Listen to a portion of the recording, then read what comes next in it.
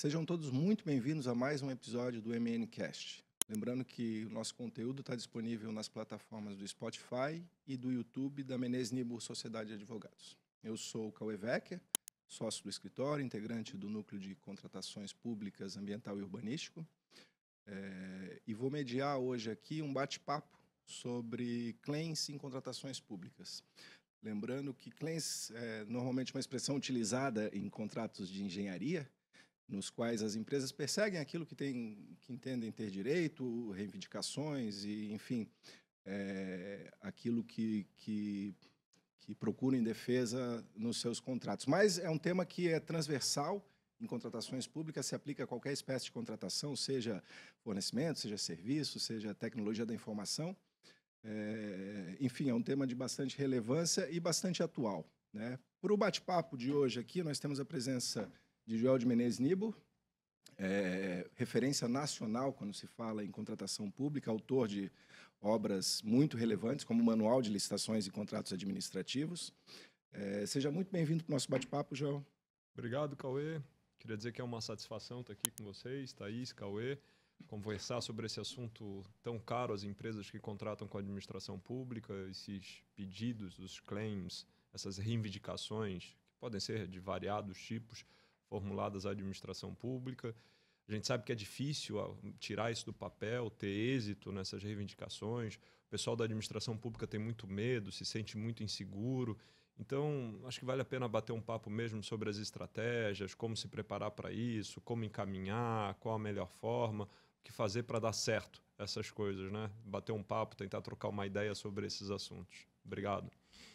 Excelente. E para enriquecer muito o nosso debate aqui hoje, contamos com uma convidada especial, a engenheira Thaís Lopes Lima, que é especialista em engenharia diagnóstica e de patologia, né, inclusive avaliações e perícia. Thaís, ela carrega consigo uma enorme experiência sobre o assunto, já integrou diretoria de grandes empresas, além de atuar em consultoria para a própria administração pública quando o assunto é obras de infraestrutura, né? Thaís, é um prazer te receber aqui no MNcast. Estamos ansiosos para bater um papo sobre o assunto. Obrigada, Cauê. Agradeço a vocês, né, Cauê e Joel, pela oportunidade. Me sinto lisonjeada, né, de estar por aqui hoje. E essa questão de reivindicação, ela é muito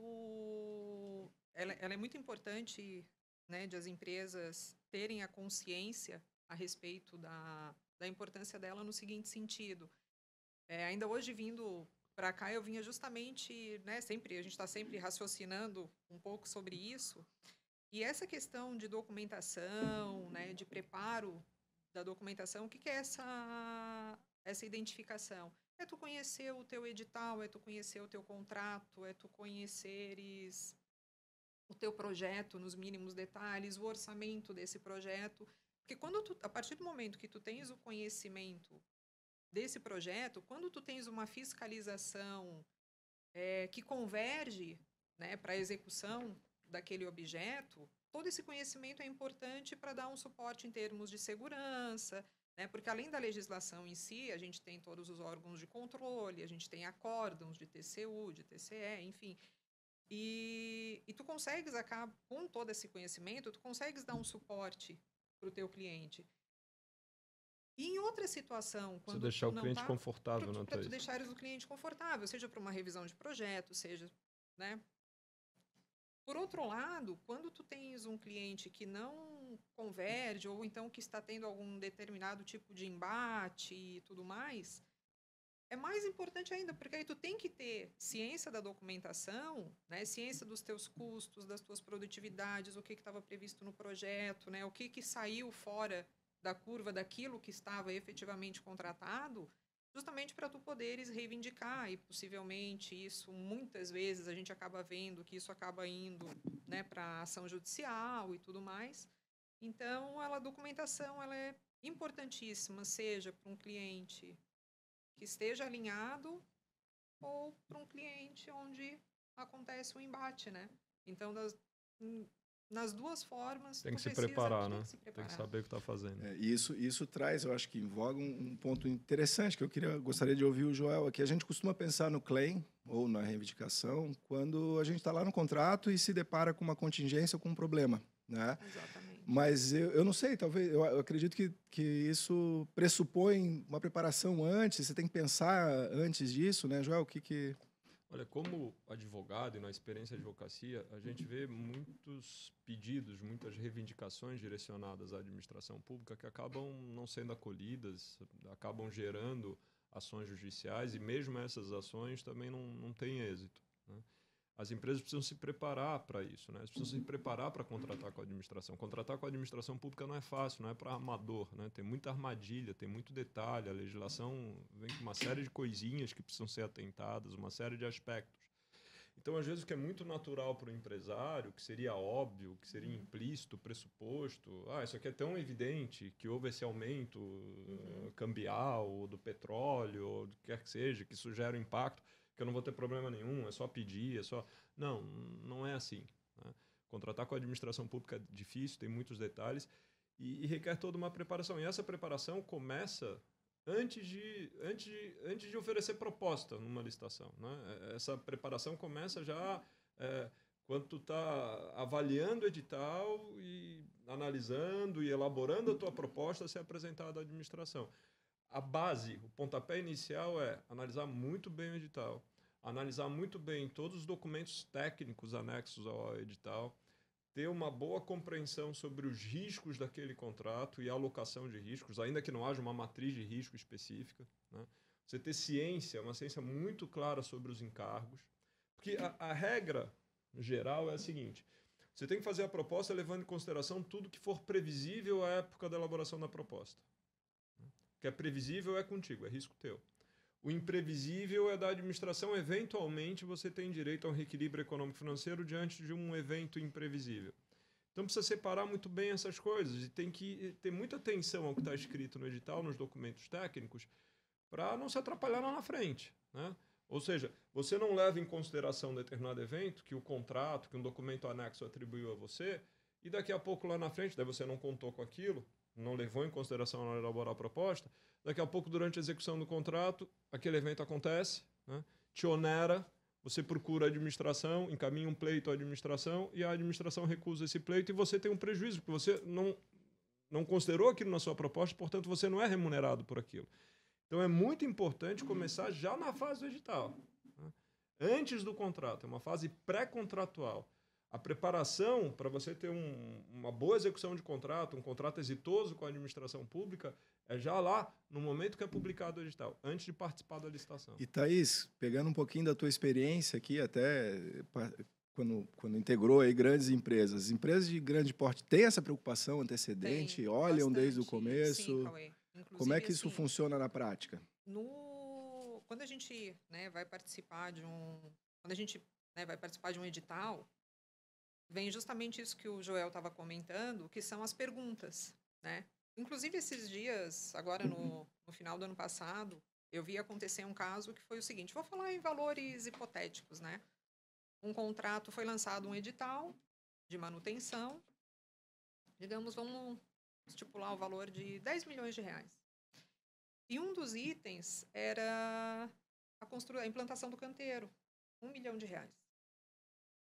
O que uma das empresas enxergou? Poxa, eu já estou aqui mobilizado, eu já estava executando a manutenção desse segmento, né, desse determinado objeto, e vou poder dar um desconto ao cliente de 10%, eu já estou mobilizado, já tenho o meu canteiro e tudo mais. Só porque na hora dos preços, o desconto tinha que ser linear.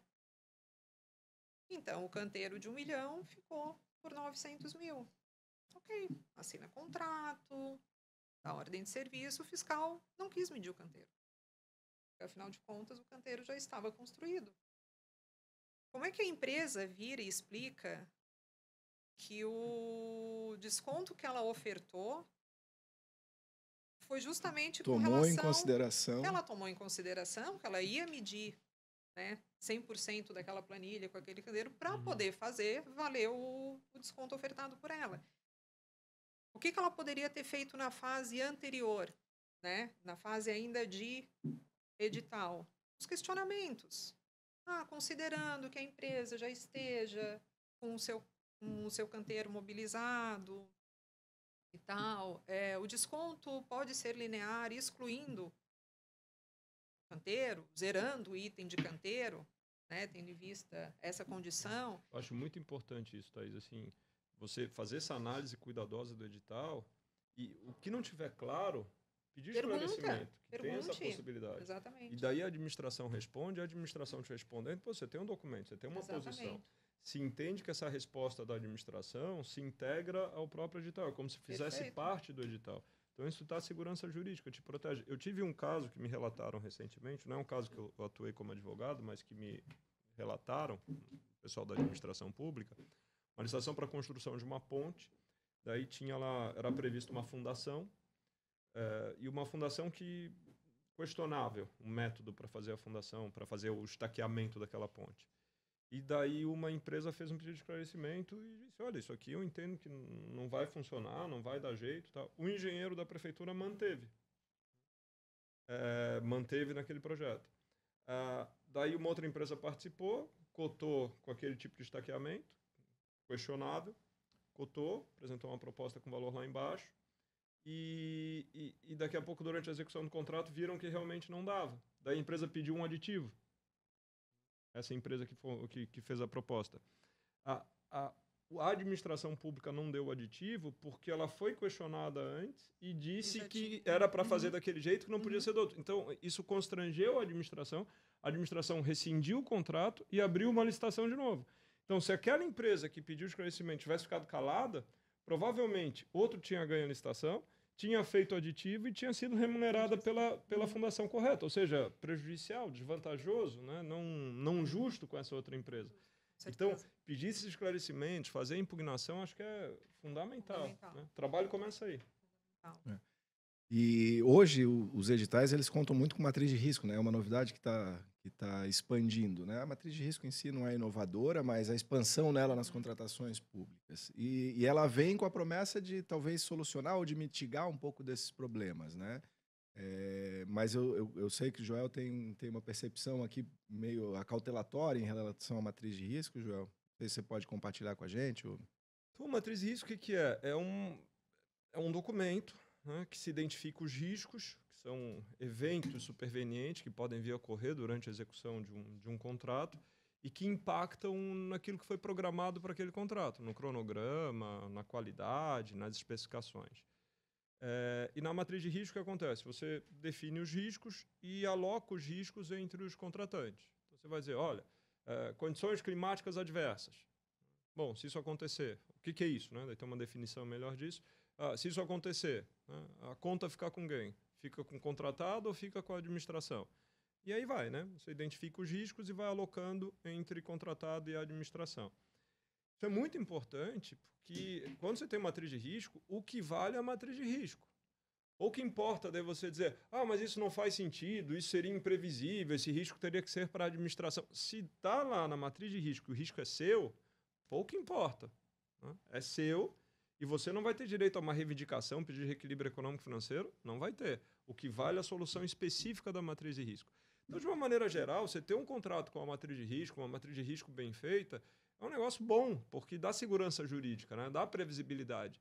Você foge daquela regra geral que o contratado, o risco dele é sobre o previsível e o risco da administração é sobre o imprevisível. Você tem uma solução específica. Então, isso diminui a controvérsia, diminui a disputa. Entretanto, tem um problema aqui. Né? Num contrato privado, as partes negociam a matriz de risco. Num contrato com a administração pública, a administração faz a matriz de risco sozinha. Então, é o agente administrativo que vai fazer a alocação de riscos. Ou seja, na prática, definir que, diante de um determinado risco, o custo fica com o contratado ou fica com a administração. O problema, então, é que esse agente administrativo, às vezes mal orientado, às vezes mal informado, pensando até no bem da administração pública, o risco é ele alocar todos os riscos para o contratado, inviabilizar o contrato. Né? Ou seja, com isso ele afasta boas empresas sérias que poderiam executar bem o contrato, ou ele encarece o contrato, porque esse risco é precificado pelo mercado, E também, quando isso acontece, tem uma chance enorme de uma empresa mal preparada, de uma empresa picareta, sem estrutura, apresentar uma proposta, não considerar os riscos, e daí apresentar uma proposta com valor muito baixo, vencer a licitação e depois, ocorrendo o risco, não ter estofo para executar o contrato se perder o contrato. Então, tem que ter muito cuidado. A orientação que eu dou, né, por que a matriz de risco agora ganha mais força? Porque a nova lei de licitação e contrato fala dela expressamente. A lei das estatais já falava. Então, eu imagino que agora vai ganhar corpo. Vai acontecer com muito mais frequência. Então, a orientação que eu dou para as empresas é o seguinte: se tem matriz de risco, pessoal, olha com atenção, se debruça. Se você entende que um risco foi mal distribuído, que é injusto, que você não tem como, né, absorver aquele risco, questiona, pede esclarecimento, impugna o edital, porque se você fez proposta com aquela matriz de risco, aquilo vai fazer parte do edital e vai valer o que está na matriz de risco. Depois não tem choro nem vela, não tem como reclamar. A gente observa que dessa fala é bem visível que uma contratação pública é terreno fértil para ter dificuldade de execução, né, e impactos ali que caem sobre os ombros ou sobre o custeio do particular, né? E muitas vezes esses problemas advêm de situações da própria administração pública. Vamos pensar num caso concreto aqui que a gente vê com frequência. Obra que não vai para frente, ou contrato que não vai para frente, porque a administração está com problema de orçamento, está com orçamento atrasado, coisas assim. Quase nunca acontece, né, Thaís? Mas, enfim, nesse contexto, aqui em Santa Catarina. O que a gente viu, especificação de edital e antecedência, tudo indica. É um terreno fértil para criar dificuldade, e essa dificuldade acaba caindo no particular, né? E muitas vezes essa dificuldade é agravada porque na licitação teve que espremer preço e já tem margens mais curtas, enfim. É pesado particular, é arriscado, tem toda uma preocupação. Nessa situação, até, Joel, continuando aqui na tua fala, o que o particular tem de direito nesse contexto? Para onde que ele vai? Aonde que encaixa a reivindicação ou o claim que ele pode fazer nesse momento? Então, ele faz uma programação, ele faz a proposta de acordo com o cronograma estabelecido no edital, no projeto básico, e ele tem direito de que isso seja cumprido, né? Ele tem custo de mobilização. Se o contrato atrasa, esse custo vai ser estendido, né? Vai ser replicado, esse custo vai ser multiplicado. E não só o custo de mobilização, né? O atraso do contrato, e costuma acontecer com muita frequência, né, Thaís, por problema de orçamento, porque a administração faz lá a licitação, assina o contrato e não tem dinheiro para depois tocar a obra. Isso, infelizmente, aqui em Santa Catarina mesmo acontece demais. Acontece no Brasil inteiro, enfim, mas aqui em Santa Catarina acontece bastante, peculiarmente, né? Então, isso gera uma série de impactos para o contratado e ele precisa estar bem amparado, precisa estar bem preparado para isso. Eu vejo muito também, Thaís, tem um atraso, isso gera um direito para a empresa de reequilíbrio, evidentemente, só que a empresa encaminha mal, né? A empresa pede um reequilíbrio com base na proposta, em percentuais, e ela não prova o dano, não prova o prejuízo que ela teve. E a gente sabe que essas coisas batem na trave, né? Então tem aquele negócio de documentar bem, se preparar bem para a execução do contrato, né, Thaís? Isso é uma construção, né, Joel? Tal qual a obra em si, a questão documental ela é uma construção. Voltando um pouco ali naquela questão da matriz de risco, o que eu já testemunhei, né? Tu pegas um empresário que tem um parque de equipamentos imenso, tem uma folha de mão de obra imensa, e ele se depara com um edital que ele sabe que aquele objeto realmente vai ser executado e tal, e que ele enxerga que aquilo pode ser, isso aqui é o que vai bancar esse grande negócio, ele vai ser importante. A empresa vai crescer, vai chegar no outro patamar. Muitas vezes, o empresário se financia até. Sim, com certeza. Mas aí, muitas vezes, ele enxerga aquela matriz de risco como um apagar de sonhos, assim. Não, mas se eu olhar muito para ela, eu nunca vou conseguir chegar na conta, eu nunca vou conseguir chegar na conta.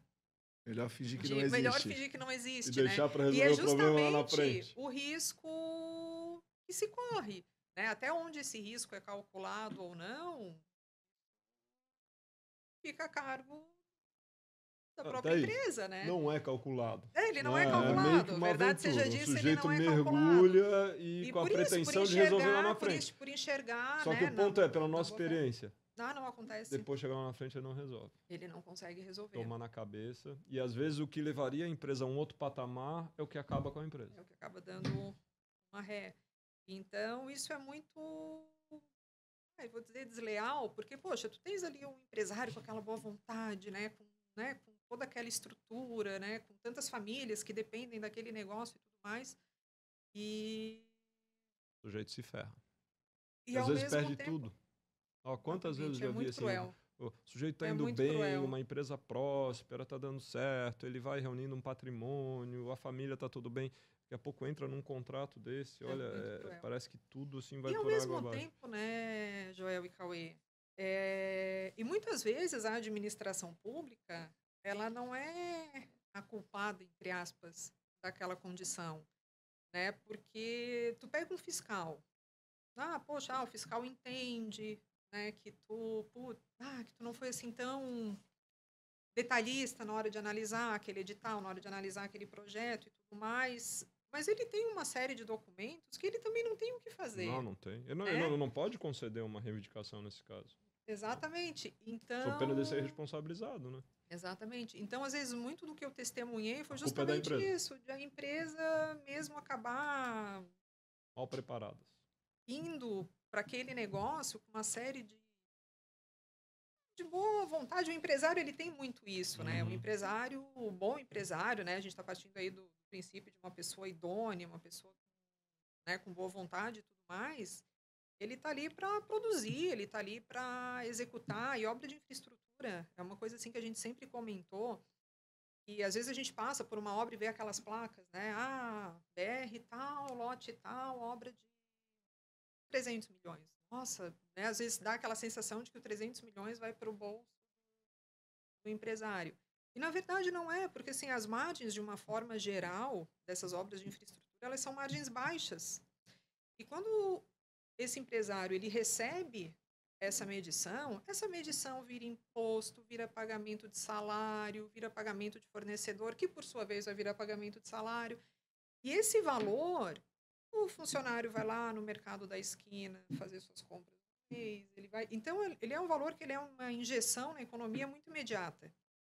Né? Tu começou uma obra, em 30 dias tu pagou a empresa contratada, 95% desse valor, ele volta de forma imediata para o mercado. Então, o empresário com todo esse ciclo para fechar, muitas vezes ele tem medo de fazer muita conta, de olhar muita documentação. Existe uma grande tendência de ele pensar, não vou mais contratar com a administração pública. A roda tem né? que girar. A roda tem que girar. Então, sobre um o não pagamento, contraditório. sobre o não pagamento, eu tenho uma pergunta aqui guardada para o Joel lá para frente, mas eu queria explorar um outro ponto, Thaís, que você colocou aqui. Às vezes o particular se convence muitas vezes do direito e às vezes a empresa ela realmente tenta se preparar, enfim, atende isso que a gente está alertando aqui como ser a cautela maior, né? Se preparar, enfim, produzir algo. Mas às vezes a gente esquece que o desenrolar disso envolve dois players. O empresário pedindo e a administração recebendo e avaliando, né? Eu queria aqui explorar um pouquinho, Thaís já frequentou o lado da administração pública, né? Como é que a administração recebe esses pleitos? Né? Sobretudo o seguinte, a gente sabe a enorme responsabilidade que a gente tem na ponta da caneta ao deferir, por exemplo, um aditivo que tem um impacto financeiro significativo, né? Como é que a administração se coloca nisso? Tem medo? Não tem? Enfim, como é que a administração vê uma reivindicação desse porte? Assim, e isso é algo, a gente até estava conversando um pouco antes, é algo que tem mudado, né? Que está tendo uma postura diferente agora, né? Enfim, Thaís. O que eu vejo assim, né, Cauê? Quando a gente pega assim vamos chamar assim, uma turma mais antiga da administração pública, eles vêm de um tempo em que as coisas eram muito mais ágeis, né? Porque, assim, hoje, além da legislação, a gente tem os órgãos de controle, a gente tem a própria mídia, a gente tem redes sociais, né, com muita gente falando bobagem e tal. Então, essa turma mais antiga, digamos assim, que é um pessoal que já vem se aposentando dos órgãos e tal, eles têm uma outra postura. Porque, assim, normalmente eles têm uma postura que a gente chamava acordo do fio do bigode, né, que nada mais era do que olhar, olha, fulano, eu vou entrar com uma reivindicação por isso, por isso, por isso e tal e tal. Ah, é mais papel e tal. Não, mas então já entra com uma revisão de projeto, já me diz aí na planilha o que tu precisas e tal, que a gente vai analisar, né, sempre a legalidade, isso nunca fugiu, né, independente. E a turma mais nova que a gente encontra hoje já é uma turma que entende que toda essa oficialização, toda essa geração de papel é importante para ambos os lados, mas principalmente, né, para o lado de quem está na administração pública, para ele deixar muito bem caracterizado por que ele tomou aquelas decisões. Né? Ah, então a revisão de projeto tal, ela foi aceita por isso, por isso, por isso, em conformidade com o acórdão tal, com o projeto, com a lei e tudo mais. E então isso hoje já não. E os próprios empresários, sabe, Cauê, eles também enxergavam o seguinte: ah, não, pô, mas aí a gente vai incomodar o cliente. Ah, se eu encher o cliente de ofício, ele vai se sentir incomodado. Ah, depois atrapalha, né, na hora da execução do Criar um contrato, atrito. cria um atrito e tudo mais. Então, isso eu vejo assim que hoje a gente está numa fase de mudança mesmo, né? E, enfim. Eu queria fazer umas ponderações sobre isso. Primeiro, Claro. é o seguinte, a importância de, durante a execução do contrato, você documentar tudo, que é o que a Thaís está falando. Né? As empresas grandes de engenharia têm um know-how nisso. Né? Elas fazem Sim. o databook, elas registram tudo, elas cuidam do diário de obra, elas encaminham diversos ofícios à administração. Tem essa preocupação de deixar tudo registrado e tudo bem inventariado. É fundamental. Depois, lá na frente, diante de um pleito, de qualquer coisa, porque se você não gera esse documento, depois você fica sem subsídio. Você perde o histórico. Ah, mas eu tratei, eu conversei. Não dá. Né? Então tem que ter esse preparo. Inclusive, as equipes internas das empresas precisam ser treinadas para isso. Os prepostos, aqueles que vão estar lá na linha de frente. As empresas de engenharia de grande porte têm esse know-how. Agora, a gente está falando de claims, a gente está falando muito de engenharia, mas isso vale para qualquer segmento. Né? Vale para tecnologia, vale para serviço, vale para fornecimento de equipamentos, para tudo. E eu vejo que os outros segmentos não são tão preparados. Não tem ainda essa preocupação de gerar documento, de fazer esses registros. Então, eu acho que esses outros segmentos eles podem olhar para o que acontece na engenharia, sobretudo esse modelo de databook, de treinar o preposto, aquele que está na linha de frente, para gerar esses documentos, para se comunicar bem. Isso precisa ser estendido, precisa ser absorvido pelos outros segmentos. Segundo ponto que eu queria falar. O agente administrativo hoje tem muito medo, tem muita insegurança jurídica. Ele é estimulado a negar. Você faz lá um pleito lá de uma revisão contratual de milhões, poxa, se depois o órgão de controle entender por qualquer razão que aquilo é indevido, porque não deveria ser calculado diferente, porque a lei não permitiria, diante de uma particularidade, Y, Z, X, enfim, ele pode ser responsabilizado, pode-se até dizer que ele causou dano ao erário, né, que ele lesou o erário e pode-se pretender que ele repare esse dano ao erário de, eventualmente, milhões. Então ele fica acuado em face da complexidade da legislação, da jurisprudência, toda a insegurança jurídica que permeia o Brasil e permeia a administração pública. Então é muito importante ter uma estratégia em relação à apresentação desses pedidos, desses claims à administração pública. Quando você faz a administração... Porque depois, uma outra discussão é judiciário, arbitragem, dispute board, isso é uma outra história. Mas, em relação à administração pública, você precisa deixar o agente administrativo confortável. Você precisa dar segurança jurídica para ele. Então, eu vejo muito assim, pedidos muito objetivos, muito sucintos, coisas assim muito implícitas. Sabe, você tem que vir com uma boa doutrina, especialmente com uma boa jurisprudência. Os agentes administrativos se preocupam muito com a jurisprudência dos órgãos de controle. No âmbito federal, o Tribunal de Contas da União tem um papel de protagonismo nisso. Concorde ou não com os precedentes, você tem que deixar o agente administrativo que vai avaliar aquilo confortável. Né? Se ele tiver dúvida, não vai dar. Porque se ele der, ele não ganha nada. Né? Mas corre o risco. Sim, corre o risco de ser penalizado. Se não dá, ele também não ganha nada. E quem não dá, não sofre questionamento nenhum. Né? Quem não concede, fica confortável. Quem concede pode ser questionado. Então, você tem que ter a preocupação de deixar ele muito confortável. Um terceiro ponto que eu queria destacar é o seguinte. Esse ponto esse aspecto que a Thaís falou, do cliente ficar assim, mas eu vou fazer um ofício, eu vou fazer um pedido e eventualmente eu vou criar lá um trauma com o cliente vai ficar desgostoso, não vai pegar bem, se eu ficar reclamando toda hora, daqui a pouco o cliente pode pensar que eu estou querendo criar dificuldade. Pessoal, tudo depende da linguagem, do modo como esse negócio é feito, do modo como esse negócio é apresentado. Eu vejo muitos pedidos agressivos. O sujeito falando, isso aqui é um absurdo, isso aqui está totalmente errado, isso é uma temeridade. Quando você faz isso e você direciona isso para a administração pública, é a administração que vai analisar. Você está criticando o trabalho do agente administrativo. Você tem que vir com uma linguagem mais dócil, uma linguagem mais palatável. Você tem que trabalhar com isso, tem que ter uma estratégia em relação a isso. Esses pedidos não podem ser muito secos, né? E, sobretudo, não podem ser agressivos. Então, assim, não tem problema se oficiar a administração, você apresentar claims à administração. Tem que saber como é que faz isso. Tem que ter uma boa estratégia em relação ao uso de linguagem. E com todo respeito a isso, eu acho, no geral, vocês podem querer brigar comigo, mas engenheiro, técnico em computação, analista de sistema, essa turma não é muito boa nisso, não. São muito diretos. Pode até ter gente que sabe fazer isso, mas assim, a turma costuma vir com a canelada. Isso, mas sabe o que acontece, já? Sabe por que vem a canelada? Porque normalmente quem escreve é quem está dentro do problema.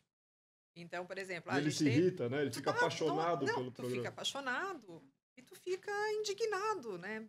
Deus, eu não acredito que eu estou escrevendo uma coisa tão óbvia, que é meu direito, e eu tô tendo que ir lá... Eu tô tendo que explicar o que ele sabe. O que ele sabe, eu tô tendo que escrever, mas a minha obra tá tocando, eu tinha que estar lá na frente de serviço, eu tinha que estar lá cuidando da minha pedreira e tal.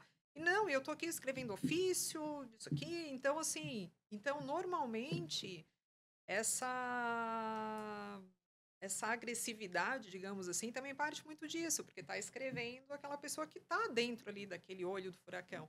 E quando, às vezes, a gente leva isso para o dono da empresa, para o empresário, ele também se aquece daquilo, porque... Sem dúvida. Mais ainda, né, que está doendo no bolso dele. Meu Deus, como é que isso está acontecendo? Tem que registrar, que absurdo. Tem que contar, que absurdo. Então, a gente ter, né, as empresas terem um apoio jurídico, né, ou um apoio de uma pessoa mais, né, que dê legal que tem alguém de fora que dê essa esfriada, né, e... que não esteja assim com o sangue tão fervido, né, e em ver relação se os àquilo. cálculos estão certos, né, se a prova técnica está bem posta, de acordo com a jurisprudência, porque não adianta o sujeito na cabeça, mas na minha planilha está assim esse percentual, então ele tem que pagar. Não é assim. Não é mais assim. Então tem que ter um cálculo consistente, tem que estar bem apresentado. É importante, tanto na parte técnica quanto na parte jurídica, sobretudo nesses contratos mais complexos, de maior envergadura, você tem um olhar de fora, né? Alguém isento, não apaixonado, que não está dentro do negócio para conseguir fazer uma avaliação mais equidistante. E assim também acho, Cauê, às vezes vem pedidos muito altos. Eu acho que essa também é uma estratégia equivocada, né? A gente já teve clientes que a gente já viu que procedem assim. Isso já aconteceu. O cliente vem com um pedido mais alto do que o devido, mas já vai de propósito. Tipo, como se fosse uma negociação. Ele acha que tem direito a 4 milhões, ele pede 6. Ele vem com uma gordura porque sabe que a administração não vai dar tudo. Mas isso tem um efeito ruim, porque ele perde credibilidade. Sim, né? Depois, na administração, quando eles analisam, ele vai, não, mas isso aqui é indevido, isso aqui é indevido. Então, ele perde a credibilidade. O bom é vir com um pedido certo, bem fundamentado, numa linguagem adequada, não agressiva, respeitosa, e que ofereça segurança jurídica para o outro lado. E indo além um pouco aqui, até uma pergunta um pouco pragmática, mas deixar a administração confortável com fundamento, ou com uma linguagem mais palatável, com uma fundamentação jurídica, é um bom passo, mas não basta, né? Pleito e claim tem que ser comprovado, né? Como é que comprova isso, um claim? Qual que é o caminho que as empresas têm que percorrer para mostrar preto no branco que ela tem essa prerrogativa, né? Eu acho que tem uma orientação jurídica aí sobre o assunto, e depois também queria ouvir a Thaís sobre, normalmente vão atrás do que as empresas para buscar isso, né? Olha, esses pedidos eles precisam estar bem embasados, tem que ter prova. Se você sofreu um dano, atrasou o contrato. Tá, atrasou o contrato. Então eu vou pedir um valor para compensar os prejuízos que eu tive com esse atraso. Eu tenho que mostrar esse prejuízo. Não tem presunção de dano. Se presume que eu tive prejuízo de tanto por cento por mês porque atrasou tantos meses. Eu tenho que fazer a prova. E daí é muito importante o que a Thaís fala, né? Que é organizar a execução no contrato para gerar documento, para ter tudo registrado, fazer uma boa análise lá desde o início. Não adianta nada, você executa... E muitas vezes a empresa também vai assim, já vou tocando para não criar animosidade, e depois lá na frente eu faço pedido. E não registra nada, não gera documento. Isso é bastante comum. E na hora de fazer, você chega assim, tá, atrasou tanto tempo, atrasou, aconteceu isso, aquilo, você tem direito, sim, em tese você tem o direito. Agora vamos produzir o laudo técnico, vamos tratar da prova para quantificar o seu direito, né? Para ver quanto que você tem direito, qual o valor que você faz jus. Cadê a prova? Não tem. Né?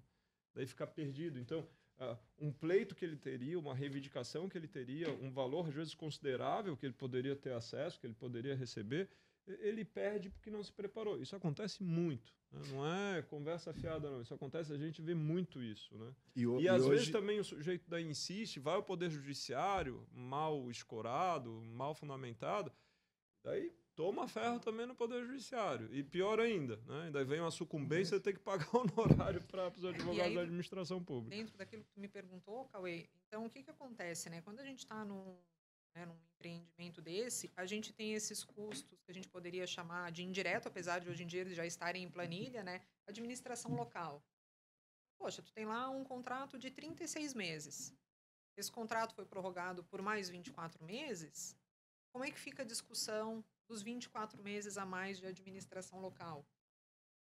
A gente já passei por algumas situações em que o cliente disse, não, eu não vou mexer na planilha, tudo mais. Então, vem justamente a apropriação dos custos, né? E essa comprovação, né, Cauê, então, por exemplo, Cauê e Joel, então, por exemplo, a gente tem um determinado contrato onde toda a folha daquele contrato estava vinculado à sede da empresa e não ao SEI da obra.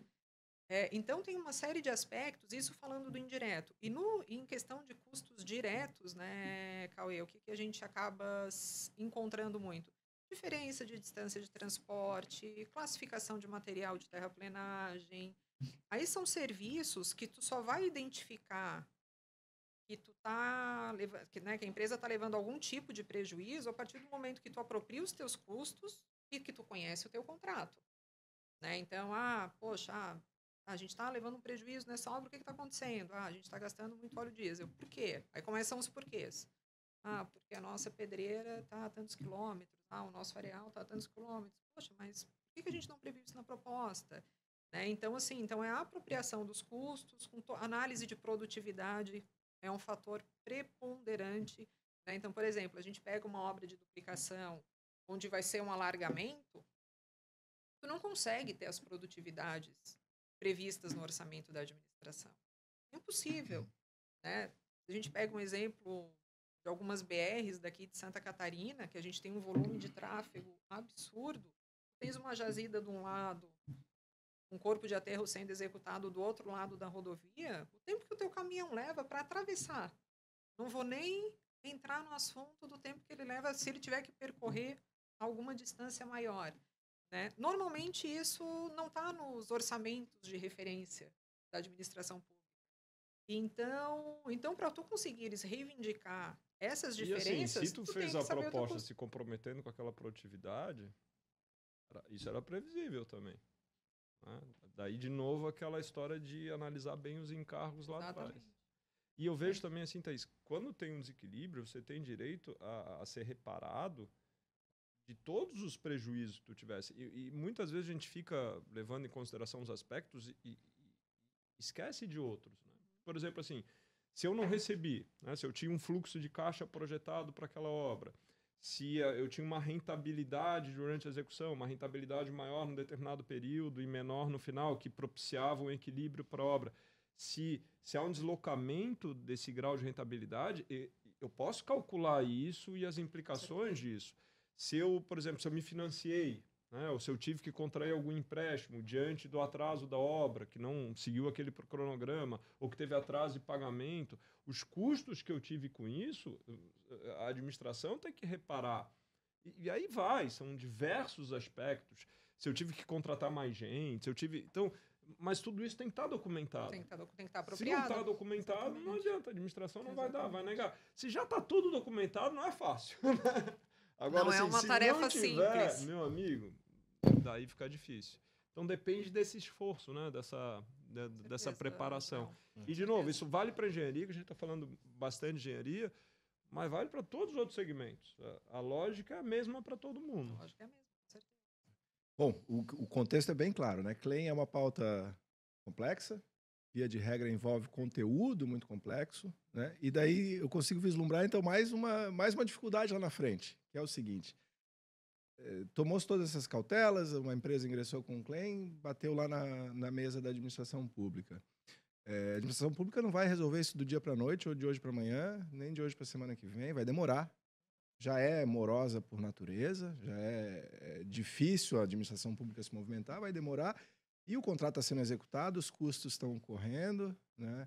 Aí eu queria, de novo, fazer uma provocação dúplice aqui, né? Thaís, na experiência que tu vê, como é que as empresas sobrevivem nesse tempo, porque estão com prejuízo acumulado, que vai sendo degradante ao fluxo de caixa, aqui que o Joel lembrou. E, Joel, o que é a antecipação dos efeitos desses aditivos, né? O que a gente pode fazer para combater um pouquinho essa morosidade da administração num assunto que é complexo e que merece tempo de dedicação, né? Os efeitos em relação a isso, né, Cauê? Eu acho que a gente teve um período muito prático em relação a isso, que foi ali após a Lava Jato, onde praticamente eu não saberia identificar o percentual das empresas de infraestrutura que entraram com pedido de recuperação judicial. Né, assim, das grandes que eu conheço, das grandes, médias, foram pouquíssimas as empresas que não entraram em recuperação judicial. E isso é lamentável, né? Porque tu acaba entrando num fluxo tão decadente que aí, às vezes, tu começa de novo a contratar mal. Não, poxa, a gente vai ter que pegar esse contrato aqui, ainda que seja para empatar, para poder gerar empresa, porque eu ainda estou aprovando meu plano. Enfim, a gente testemunhou ali de 2015 a 2018, 2019, a gente ainda tem alguns casos que a gente fica sabendo agora em 2024, mas eu acredito que tenha sido mais dentro desse período, onde as empresas não escaparam do processo de recuperação judicial, e que ele é um processo muito dolorido, ele é um processo muito sofrido, né? Ele nunca vai escapar de uma série de demissões.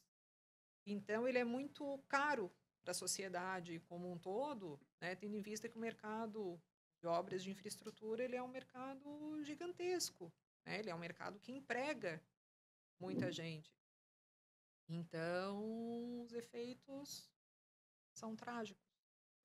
Pois é difícil, né? A empresa escapar disso, mas, de novo, planejamento, precisa se preparar bem, saber se postar em relação à administração pública, fazer os pedidos no tempo oportuno. E aqui uma particularidade, eu acho que vale um alerta para as empresas. Cada vez se fala mais de preclusão lógica em relação a pedidos de reequilíbrio econômico-financeiro, a claims. Ou seja, o que é isso?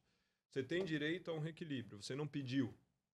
Você firmou um aditivo por qualquer outra razão, para prorrogar contrato, para crescer lá um quantitativo, o que quer que seja. E daí, depois de ter feito esse aditivo, você vem com um pedido de desequilíbrio sobre um fato que era anterior. Cada vez mais vem se considerando que você perdeu o direito. Que por boa fé você teria, antes de firmar esse aditivo, apresentar esse seu pedido de reequilíbrio, repito, diante de um fato que já era conhecido anteriormente. Então as empresas têm que se preparar. Muita empresa deixa para fazer no final do contrato, também para não causar um atrito, e às vezes perde tudo.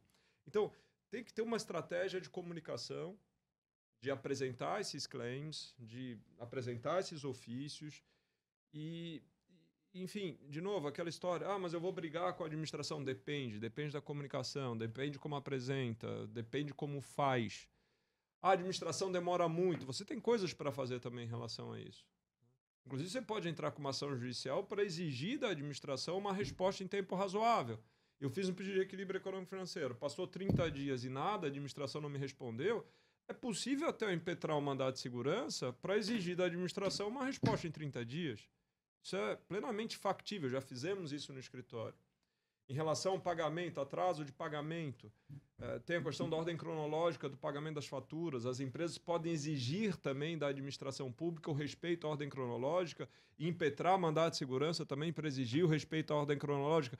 Enfim, Cauê, tem coisas a serem feitas.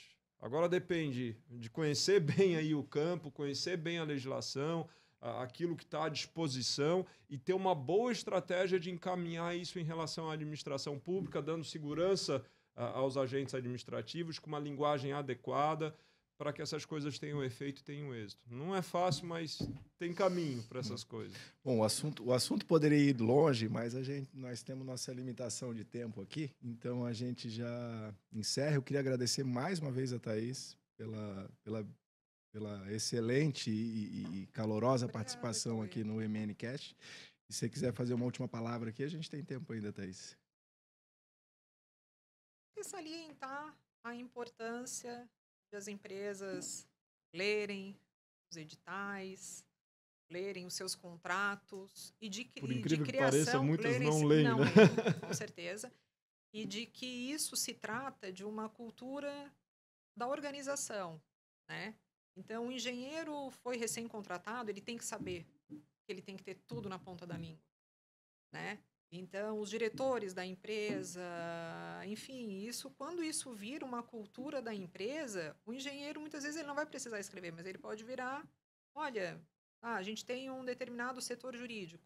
Olha, senhor, setor jurídico, lá na minha obra está acontecendo isso. Então tá, me passa aqui que a gente vai analisar. E essa identificação só vai acontecer se a equipe tiver conhecimento dessa documentação. Né? E a partir daí começar a construção, né? Porque então o empreendimento com a administração pública, ele se constrói em campo e ele se constrói burocraticamente. Né? A documentação ela tem que existir. Joel, muito obrigado também pela tua participação e pela rotineira aula aqui que é dada. Se quiser, você pode agradecer também a parte. Então, poxa, legal essa conversa, esse bate-papo. E para concluir aqui minha fala, primeiro, se preparar bem, saber onde é que está pisando, contratar com a administração pública não é fácil, isso começa lá com o edital de licitação. Criar uma boa estrutura para execução desses contratos, documentar tudo, formalizar e ter uma estratégia de comunicação em relação à administração. Saber como apresentar os pedidos, gerar segurança jurídica para o agente administrativo que vai analisar, isso tudo me parece primordial. E as empresas têm que ter em mente o seguinte, elas têm direitos, né? Elas não ficam também totalmente desamparadas em relação à administração pública. Evidentemente, elas têm direitos. Elas precisam conhecer esses direitos, muitas vezes conhecem, mas muitas vezes, por qualquer razão, não exigem esses direitos ou não sabem exigir esses direitos. Então, as empresas precisam exigir os seus direitos, elas precisam constranger a administração a cumprir também o contrato, cumprir a legalidade, dar cumprimento às normas legais. Isso me parece fundamental. É preciso exigir, né, para não que se crie uma cultura da administração de desrespeito ao contrato, de descumprimento dos direitos do contratado. As empresas não podem se curvar. Elas têm que exigir os seus direitos e ter uma boa estratégia para formular isso perante a administração pública e para ter êxito nessas empreitadas, nesses claims. Não é fácil, mas tem caminho para isso. Muito obrigado, excelente. Esse foi o MNCast, o podcast da Menezes Niebuhr Sociedade de Advogados. Acompanhe esse e os próximos episódios pelo Spotify e pelo YouTube e siga o escritório nas nossas redes sociais. Obrigado pela sua companhia e até a próxima.